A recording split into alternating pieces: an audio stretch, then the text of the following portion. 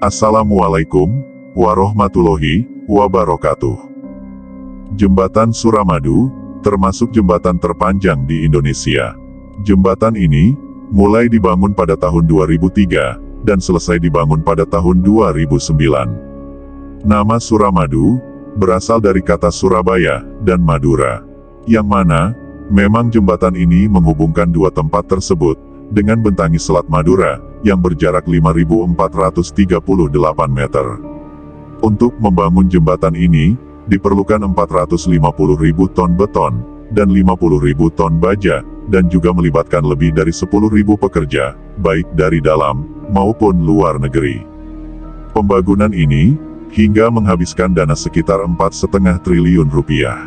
Namun bagaimanapun juga, proses pembangunan jembatan ini juga memiliki berbagai macam halang rintang, baik dari segi pembangunannya hingga dari segi mistis. Lantas, seperti apakah cerita selengkapnya? Simak video ini. Dan selamat datang di channel Cerita Perjalanan.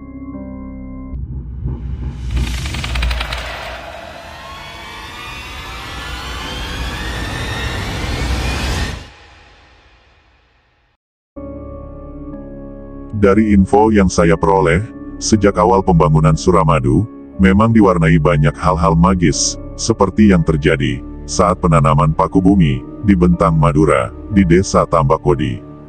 Paku bumi yang ditancapkan dengan bantuan alat modern tidak bisa menembus tanah.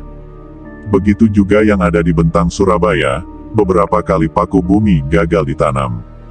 Tahu jika hambatan itu bukan hal biasa, para konsultan dan petinggi proyek melakukan pendekatan secara supranatural.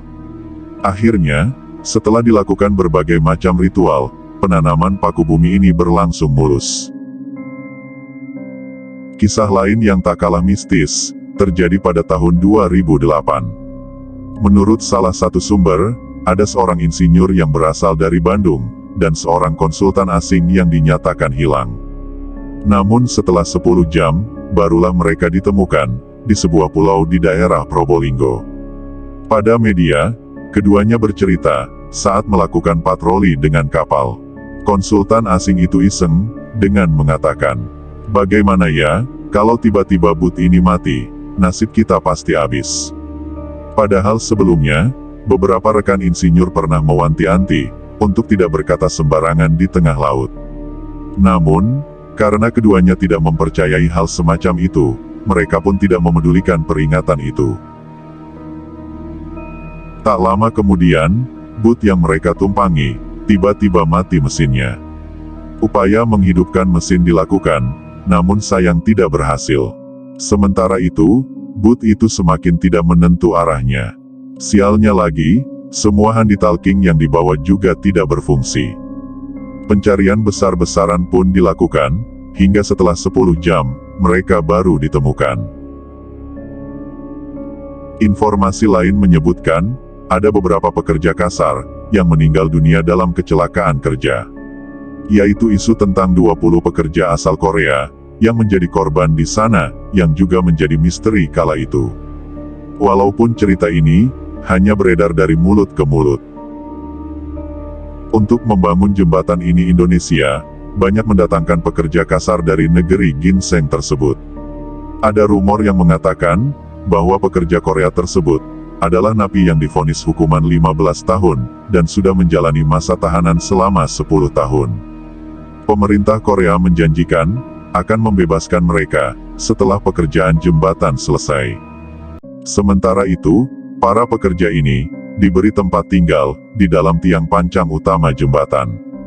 Sebelum pengecoran dilakukan, sekitar 20 orang pekerja Korea beristirahat di dalam sana.